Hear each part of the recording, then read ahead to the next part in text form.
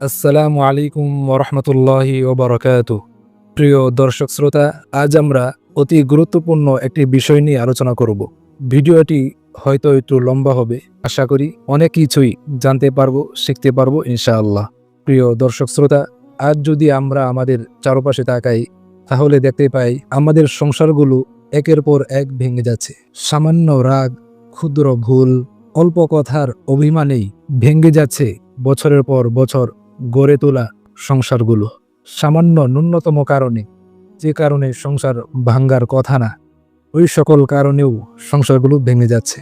কখনো কখনো দেখা যায় তৃতীয় কোনো পক্ষ, যে স্বামী স্ত্রীর হিতাকাঙ্ক্ষী নয়, সে এই সুযোগে স্বামী স্ত্রীর সংসারগুলোর মাঝে আরও আগুন লাগিয়ে দেয়। কিন্তু দিন শেষে যখন দুঃখ এসে দরজায় কড়া নাড়ে, তখন সেই তৃতীয় ব্যক্তিকে আর পাশে খুঁজে পাওয়া যায় না। তখন শুধু আফসোস, কান্না আর একাকিত্বের দীর্ঘশ্বাস ছাড়তে হয়। আসলে এই সমাজের সংসারগুলো ভেঙে যাচ্ছে কেন? স্বামী স্ত্রী একে অপরের প্রতি যে ভালোবাসা, শ্রদ্ধা, মহাব্বত, এগুলো হারিয়ে যাচ্ছে কেন? আজ আমরা সেই বিষয়টি কোরআনের আলোকে আমরা জানব। আমাদের সংসারগুলো ভেঙে যাচ্ছে কেন? যখন আমরা এই প্রশ্ন করব, তখন সূরাতুর রুমের 21 নং আয়াতে আল্লাহ তাআলা সে উত্তর দিয়ে দিয়েছেন। আল্লাহ সুবহানাহু ওয়া তাআলা ইরশাদ করেন, ومن آياته أن خلق لكم من أنفسكم أزواجا لتسكنوا إليها وجعل بينكم مودة ورحمة। অর্থ, আল্লাহর নিদর্শনাবলীর মধ্য হতে একটি নিদর্শন এই যে আল্লাহ তাআলা তোমাদের মধ্য হতেই তোমাদের স্ত্রীদেরকে সৃষ্টি করেছেন। কেন সৃষ্টি করেছেন?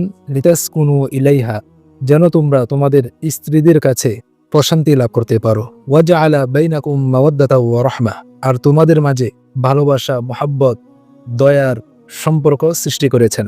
এই আয়াতে কারিমায় আল্লাহ সুবহানাহু ওয়া তাআলা আমাদেরকে জানিয়ে দিলেন একটি সংসারের মূল ভিত্তি হলো দুটি। একটি হলো মাওয়াদ্দা, আর একটি হলো রহমা। এই দুটি বিষয় ছাড়া একটি সংসার কখনোই সুখের হবে না। চলুন এই বিষয়টি আমরা আরেকটু বিশ্লেষণ করি।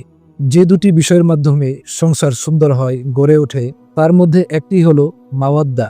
মাওয়াদ্দা মানে কি? মাওয়াদ্দা মানে হলো একে অপরের প্রতি ভালোবাসা। স্বামী স্ত্রী একে অপরের প্রতি ভালোবাসা থাকতে হবে।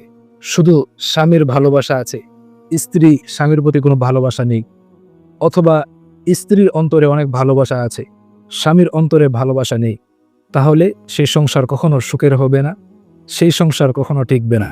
দ্বিতীয় যে বিষয়টি, সেটি হলো রহমা।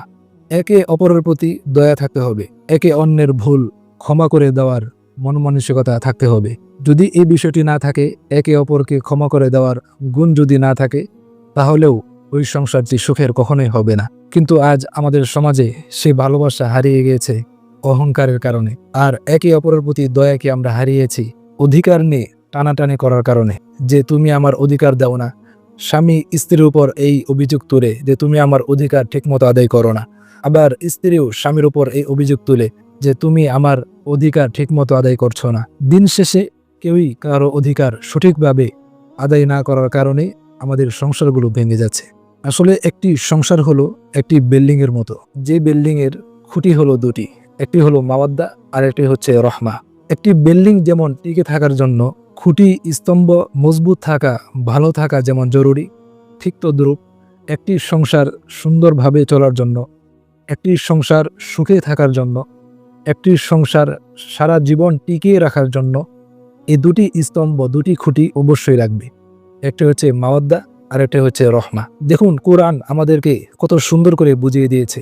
আজ আমরা শুধু মুখেই বলি কোরআন মানা জরুরি, কোরআনকে মানতে হবে, কোরআনকে মানলে সমাজে শান্তি প্রতিষ্ঠা হবে। এগুলো শুধু আমাদের মুখের বুলির মতো হয়ে গেছে। আমরা শুধু এগুলো মুখেই বলি, কিন্তু বাস্তবে সেগুলো কিভাবে প্রয়োগ করতে হবে আমরা সেগুলোর প্রতি কোনো ভ্রুক্ষেপ করি না। আমরা রাজনৈতিকভাবে দেশের উন্নতি সাধন করার জন্য যতটা আমরা ফিকির করি, ততটা ফিকির আমরা নিজের ব্যক্তিগত জীবন নিয়ে আমরা করি না। আমরা সবকিছু জানি, বুঝি, সবকিছু শুনি, কোরআনের এই বিষয়গুলো আমরা সবই হয়তোবা আমরা জানি, কিন্তু আমলের কথা যখন আসে তখন আমরা সে বিষয়গুলোর প্রতি কোনো মূল্য দেই না, গুরুত্ব দেই না। আর যদি আমরা আমাদের এই সংসারগুলো টিকিয়ে রাখতে চাই, যদি চাই যে সমাজে এই সংসারগুলো এরকম লাগামহীনভাবে ভেঙে না যাক, সংসারগুলো টিকে থাকুক, আল্লাহ তাআলা যে সম্পর্ক স্বামী স্ত্রীর মাঝে গেঁথেছেন, যে সম্পর্ক স্থাপন করেছেন, সে সম্পর্কগুলো সুন্দরভাবে চলুক, সুখে শান্তিতে থাকুক। যদি আমরা এটা চাই, তাহলে সূরাতুর রুমের এই 21 নম্বর আয়াতের উপর অবশ্যই আমাদেরকে আমল করতে হবে।